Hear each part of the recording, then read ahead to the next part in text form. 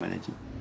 Enfin, l'actualité de ce mardi, c'est aussi le festival du film russe jusqu'à samedi, l'occasion de découvrir les films russes d'hier et d'aujourd'hui. Un festival, vous allez le voir, qui en 5 ans a su trouver son public. Ce festival est très attendu. Si la première édition n'était pas très connue, on ne s'attendait pas à un tel succès. Nous, à Gosfilm au fond, on continue de recevoir des lettres de spectateurs avec des demandes de films qu'ils aimeraient voir dans le festival. Et au programme cette année de ce festival, 13 films de fiction, 2 longs métrages animés et 2 documentaires dont Donbass, un film saisissant, une plongée au cœur de la guerre en Ukraine. On regarde un extrait. Контроль восставших перешла большая часть Донбасса, Донецкая и Луганская области. 13 апреля исполняющий обязанности президента Украины, по другой версии нелегитимный самозванец Александр Турчинов, объявляет о начале антитеррористической операции. Хунта начала масштабную военную карательную операцию. Et un documentaire comme le reste de la programmation à découvrir avant samedi à la Cinémathèque donc de Nice. Ce festival qui montre quand même les liens étroits qui unissent Nice et la Russie.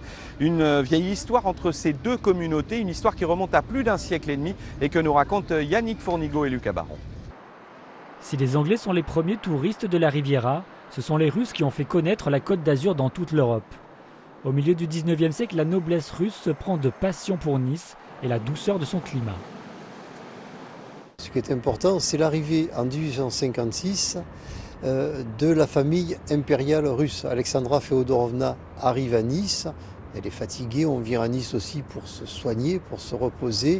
Et de 1856 à 1914, la famille impériale russe est tout le temps restée à Nice. Une véritable communauté se crée sur Nice. Une première église orthodoxe est construite rue Longchamp, suivie en 1903 de la cathédrale Saint-Nicolas. Après la révolution russe de 1917, ceux que l'on appelle les Russes blancs, c'est-à-dire la noblesse, fuient et certains viennent s'installer et refaire leur vie à Nice. Des familles existent encore de ces Russes qui sont arrivés à l'époque. Mais on a eu des gens célèbres, on a eu des Kessel, des Chagall, des Romain Gary. Ce sont des Russes qui se sont exilés après coup. Aujourd'hui, c'est de nouveau pour le tourisme que les Russes viennent à Nice, non plus pour la clémence de ces hivers, mais pour la chaleur et le soleil de ces étés. Et voilà pour l'actualité russo-niçoise.